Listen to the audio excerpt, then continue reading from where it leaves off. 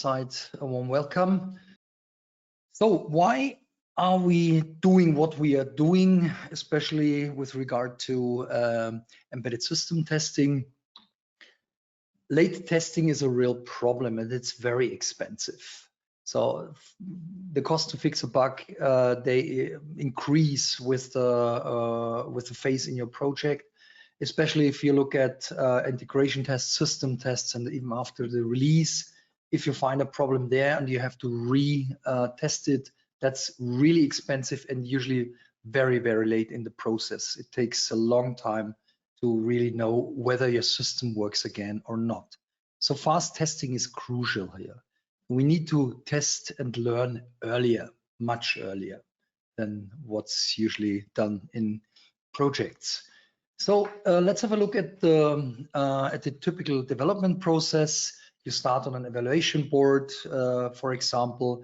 You install your drivers, so you configure your drivers. You develop hardware-related software components like motor control or battery control, or hardware-related bus systems, CAN, LIN, protocols on top of that. Then you develop your software components with your application logic. You integrate everything to your application. And eventually you will move on to the real hardware, to the real ECU, and yeah, try things out there. The typical places where you test are the unit tests for the pure software components. That's a very good idea. It's cheap, it's fast, it's good to automate. So please continue doing that. But you can usually only test pure software components with that.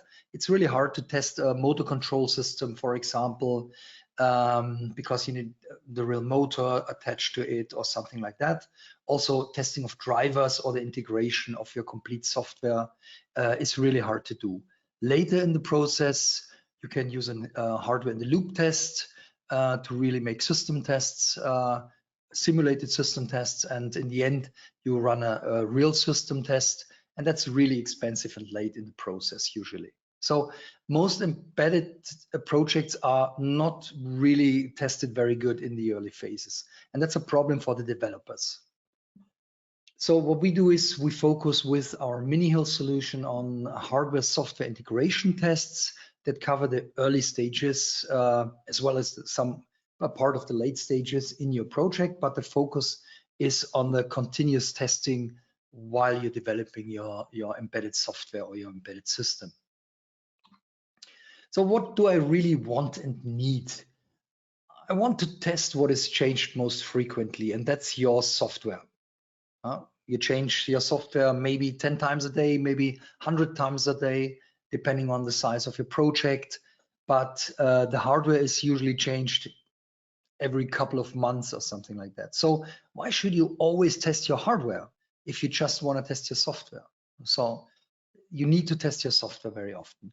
Then you want to test every code change for every developer within minutes, if possible, instead of weeks or months, to really find out about your changes early, whether they are good or not, can fix them early.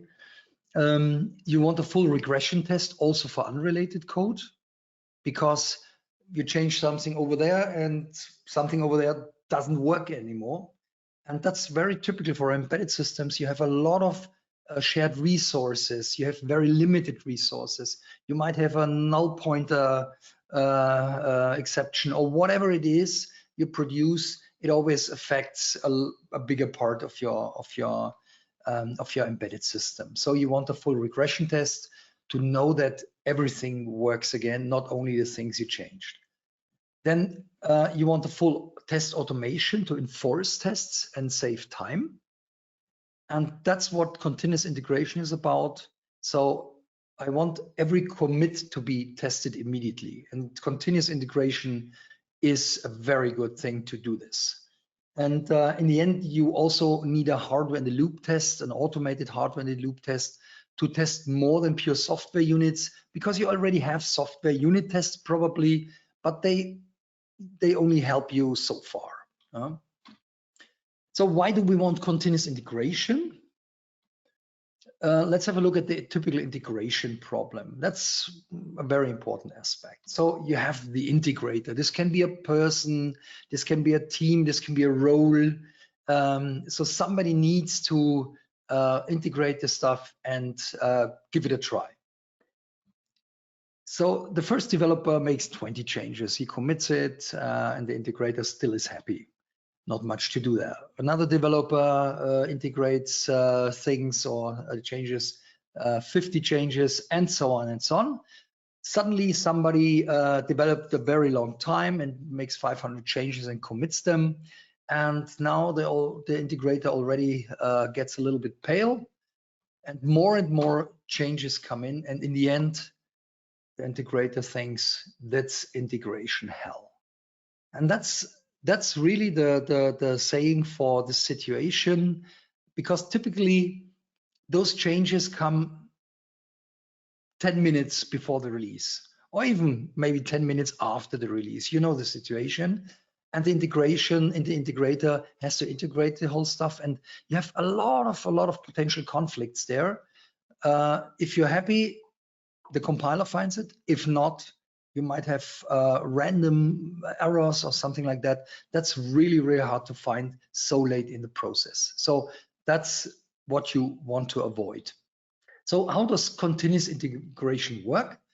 Every developer commits, as usual, his changes to a source code management system, for example, Git, Subversion, whatever you have, doesn't really matter. Every change in the source code management system triggers the continuous integration server. The integration server automates the builds, so it builds the software, it automates the tests the software, and potentially also automates the release. So please always try to build a release package, even if you do not release it, because that's also kind of test. And it makes you sure that you can make a release if you need to make a release. So if you have to respond fast on a bug or whatever to deliver something very fast, you're sure you can deliver within minutes or hours, something like that. So some important aspects here. Every change is integrated and tested. Every change. The important thing is you want to do this early and often to fail fast.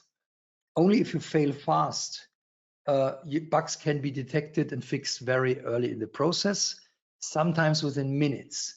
So you make a commit, if your system builds, I don't know, 5 minutes, you maybe get an answer after 10 minutes or 8 minutes that everything works again, or at least a part of the tests have been run by this time then. So some rules and principles to work with continuous integration. First thing is quality equals speed. This also means speed equals quality. It's not correct, it's not a mathematically correct equation, but the idea is if you have a very good quality, you're faster. And if you're faster, you have time to produce quality code, and you have time to clean up, to fix bugs and so on. So essentially, continuous integration helps with both by automating things and speeding up processes. So one very important rule is commit early, commit often. If you make 500 changes and commit them 1 minute before the release, that's not very useful. So if you change something, fix a bug or something like this, commit it once a day or whenever a package is changed or is done, commit it so the continuous integration server can integrate it. And never commit broken code, because if your software does not build, you invalidate the software or the continuous integration for the rest of the team, because it cannot do its work if the code is broken, if it doesn't even compile. If a test is broken, you should fix it as well, but that's not so urgent like broken code. So, and that means you need to fix the problems immediately. By doing that, you have a fail fast approach. So possibly within minutes or an hour, half an hour, you get a response on every change. You know that your software has been tested. And if you have longer running tests, put them in a later stage in your build pipeline. In the commit stage, run your unit, build your software, run your unit tests, and after 10 minutes, 15 minutes, you know that your software works again. And the long-running tests, run them overnight or every other hour or something like that, because you need this fast feedback to act fast. In 5 minutes, you still know what you changed. Maybe next week, you don't know it anymore. Then act on metrics. That means use the metrics to trigger action. For example, code coverage. Code coverage is not a quality metric. It's a completeness metric. It helps you to detect holes in your test strategy or in your test coverage. So this kind of metric helps you to detect things where you need to change tests or add more tests and things like that. But they do not tell you you're good. They just tell you you're bad, and then you can change that. So build for all targets. So if you develop for embedded systems, you usually have different targets, different microcontrollers, and so on. So why not building all the software for all the targets? Even if you only run the tests on one target, maybe build for all the targets doesn't cost a thing. It's just a free test that still works on another target as well.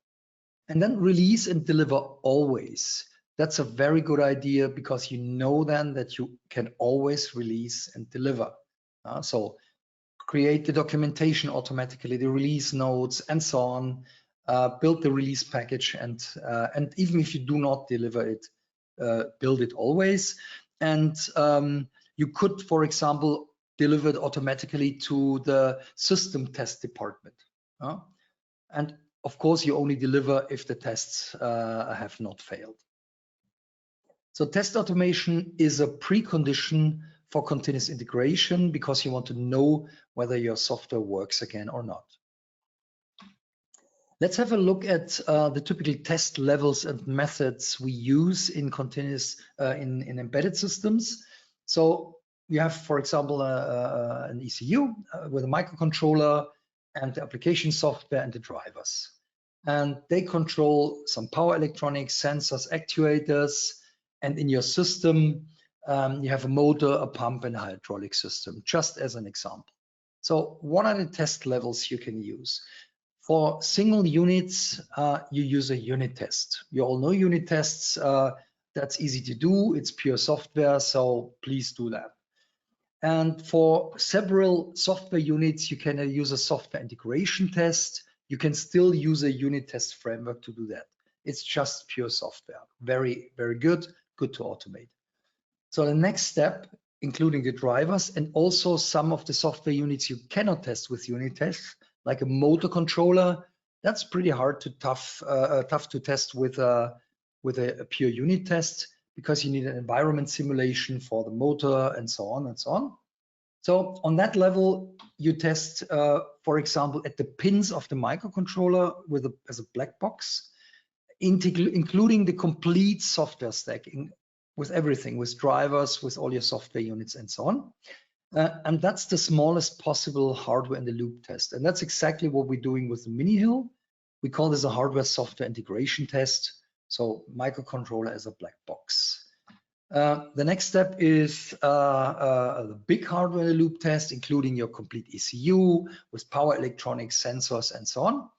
And the biggest test usually is a system test, including your real world system. So you get into the car and drive around the block. That's a system test.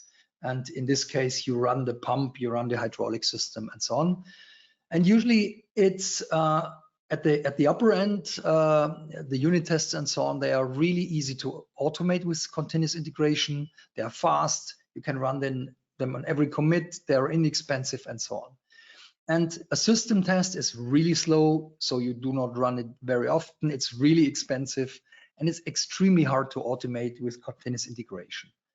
And what we try to do, we want to bring the speed of a unit test to the system world by providing a little hardware in the loop test. Let's have a look at typical continuous integration delivery pipeline. You have the commit stage. So it's just an example. In the commit stage, so after every commit, and I'm not talking about nightly builds, I'm talking about every commit. After every commit, you build your software automatically. You run the unit tests, static code analysis, some metrics, software integration tests, and so on. That's really fast, so you get a fast feedback. So when that's done and okay, if it's not okay, you get an email. If it's okay, you run the next stage, acceptance test, for example, hardware software integration test, acceptance tests, and so on. Next step would be capacity tests, so performance, robustness, long-running tests, and so on. And in the end, you want a user acceptance test. That's usually a manual test or a software system test, and so on. And then you do the delivery. In the field of embedded systems, you add some more tests like software in the loop, model in the loop, processor in the loop, hardware in the loop, and so on and so on.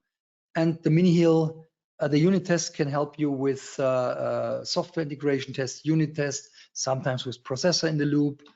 And the mini-hill can help you with hardware software integration tests, some acceptance tests, but especially a simulated system test and a capacity test. Those are the typical things you can do with such a test setup. Let's have a look at the response times for the typical test levels. So component test, unit test usually runs within minutes. So you just push the button or the continuous integration starts it. After a couple of minutes, you get a response. The integration test is usually not done. Then the system test usually runs every couple of weeks, maybe every couple of months, because it's already very expensive and a lot of work and a lot of hardware effort usually.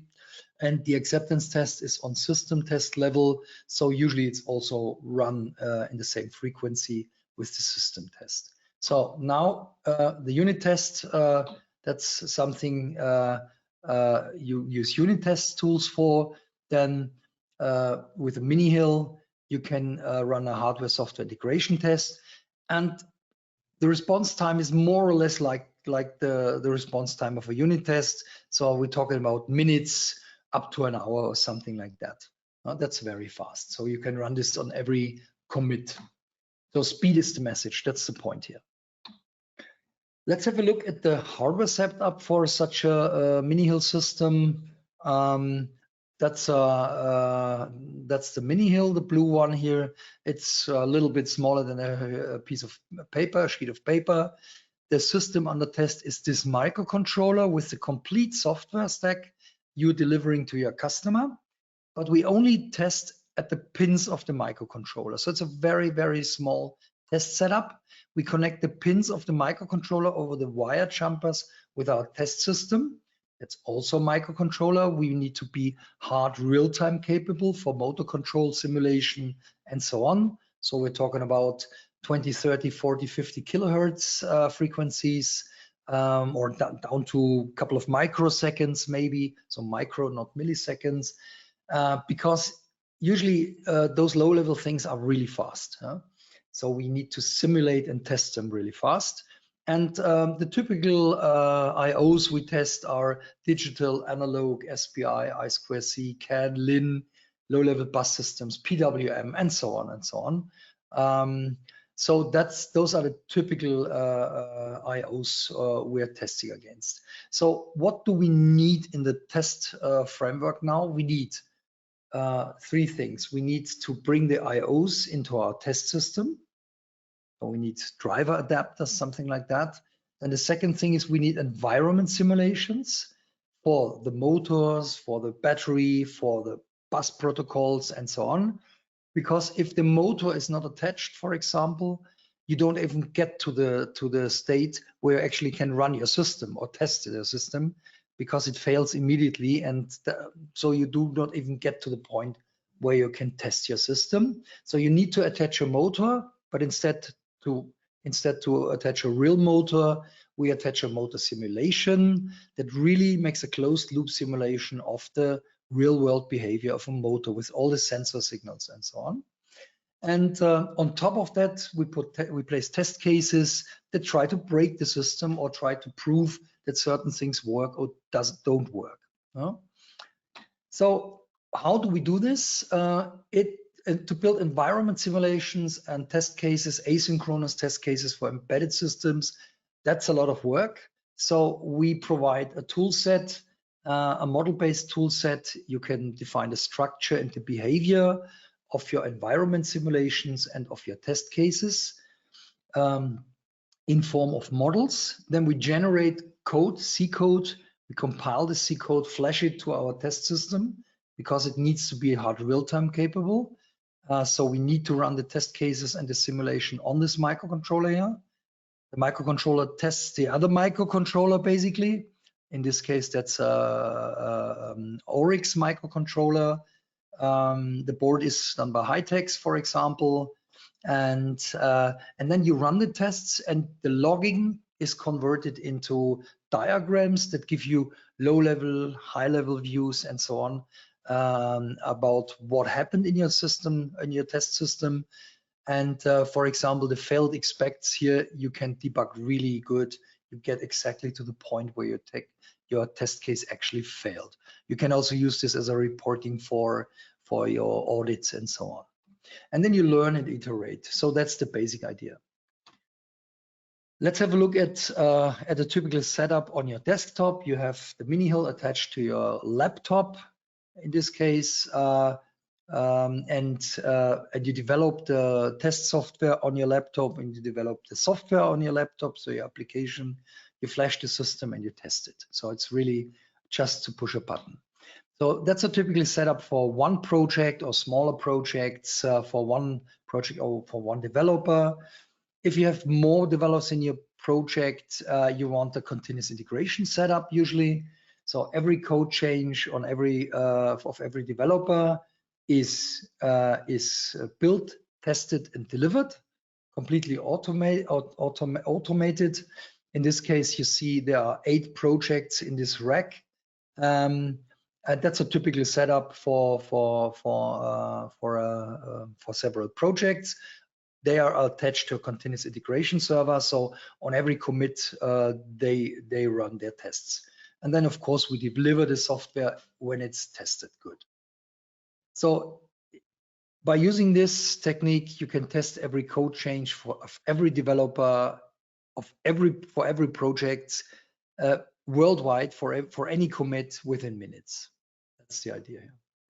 So what is my continuous integration setup? I'm going to use as a demonstrator now. I have exactly the setup here. The mini-hill is attached to my laptop. I have a Jenkins server running on my laptop, and I develop the test models and the simulation models with the mini-hill modeling tools, and I commit them to the Git source code management system. Then the Jenkins server that's on my laptop is triggered. It builds the software, it flashes the software, it runs the tests. Then where I get the results, and that's when I change my test software, and exactly the same happens if I change my system under test. So maybe I develop in C, I commit any C code to my source code control system, and it triggers the continuous integration server, and I get the same test reports. So basically, changing a test case and changing a system under test is the same thing. So the same test is run.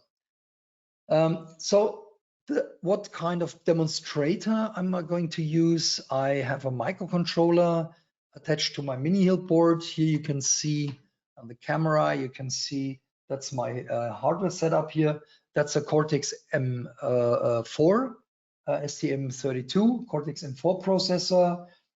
With those wires, I have connected all the needed pins or the needed signals with my test system. So my system under test has a BLDC motor control system with 3 PWMs and 3 Hall signals. And so the 3 PWMs are measured in the test system.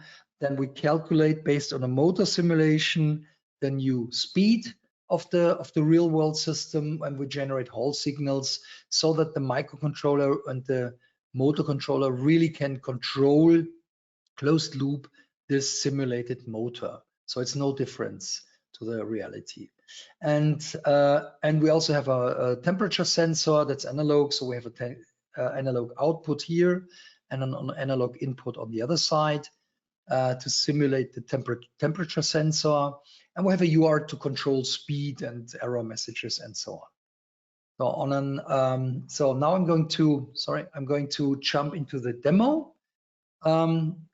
And let's have a look at the development environment. So here you see that's our model-based development approach.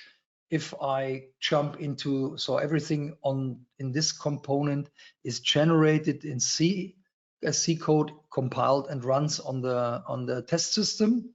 So everything in here is defining the environment simulation and the test cases on this chip here. So I go inside my demo, and here you see the components we use.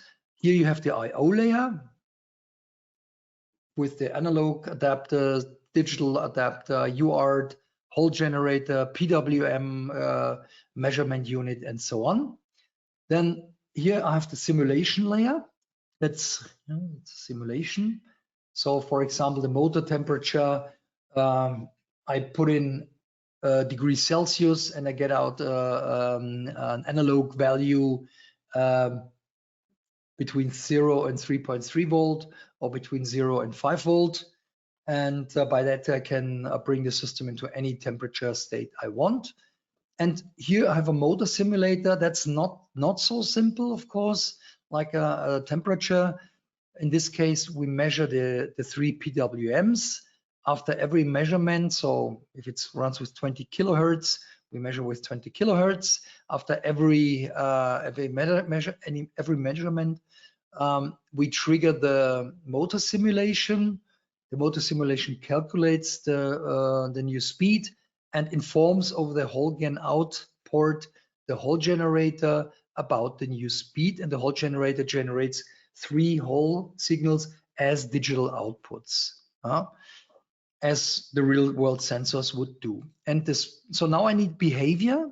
We can use the built-in state machine engine here to define the behavior of a simulator. We also can integrate skin-generated Simulink code. You also can integrate manual C code and so on. Basically, it all ends up as C code. In this case, for example, if the PWM triggers this transition, PWM measurement, I memorize the duty cycle I just measured, and then I calculate the speed, and I inform the Hall generator that I calculated a new speed.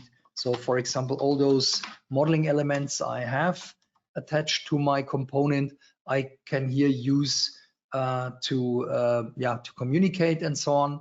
And for example, I also could change the direction of the motor to make failure injection. So now I have the motor simulator, and now I still need test cases. And this test case here is attached to the temperature simulation, to the motor simulation, and to the UART. I go inside here and have a look at the behavior. That's again, it's not a state machine. It's more efficient for test cases to have another language. And in this case, we define the test steps, for example, to here, for example, let's have the request speed. That's a step that just changes the speed. So I send out a new speed request over UART, and I expect a reply by the system under test that the new speed is attached. And then I can measure the speed based on my motor simulation to make sure that it actually does what it says. And then on a level above, I can have a look. I can aggregate test steps to sequences to test cases and to test suites. And I always get a graphical representation or documentation for the test case that's generated. So whatever I change here is directly changed in the diagrams here. You see it updated the diagram. So that's very useful to communicate in your team or to document things and so on. So now I have done everything. And now I want to, I'm going to switch to the system under test. Now I'm in the system under test. And I'm going to change something really bad in my motor control system. I want to make sure that it really works again afterwards. So duty cycle, I'm going to make a really bad thing. I'm going to create a duty cycle. I want to send it to or set it to a constant value. So now the duty cycle is always 20%. This should lead to some kind of error in my system, I guess. So I'm going to commit just a second. I have to deactivate the graphical user interface. That's something, if you want to run it manually, you can use this graphical user interface here. Now the tests are run manually directly on the board. Just wanted to show you that's the local setup. But now we want the full test automation. So we make a commit of this change. Let's call this bug. And before I commit it, I want to explain you the setup with my continuous integration server. So the continuous integration server in this case is locally on my laptop, but it could run on your server. You just need to attach the boards. And that's a Jenkins server here running on my laptop. And when I trigger the test now by doing a commit, you will see that the continuous integration server is triggered. So I'm going to commit this. Now it's committed. And now here you should see the change. Now the queue, the job is queued here and is started.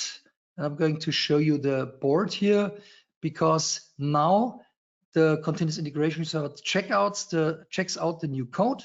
It assembles the system under test and the test system.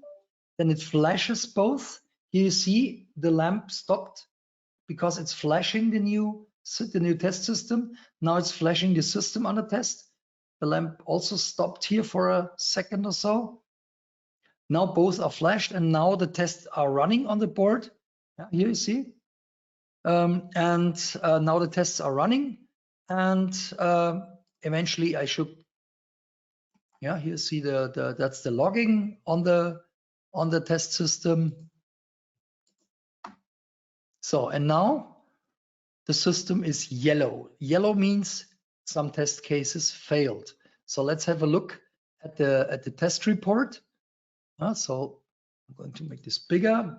So the test report here, those are the last test results. Here you can see the demo integration tests, they failed. So I don't know exactly what happened. So let's have a look at the demo integration tests trace here. We convert the traces into a graphical sequence diagram. Here you see exactly what the test case did. And here the expect failed. That's the first test that failed. Let's click on that. And the IDE opens exactly in the test step that failed. You see that's the check speed. That's the check speed test that failed. So, and now it's up to you to find out why it failed. I know why it failed because I did a little sabotage here, but yeah, that's up to you now. So I guess that's it so far from my demo. If you have any further questions, don't hesitate to contact Michael Weiss of Hitex or myself of PROTOS. Hitex is a partner regarding the Mini-Hill, so that's why we're doing this webinar together. So don't hesitate to contact us directly if you have any further questions. Thanks for your attention.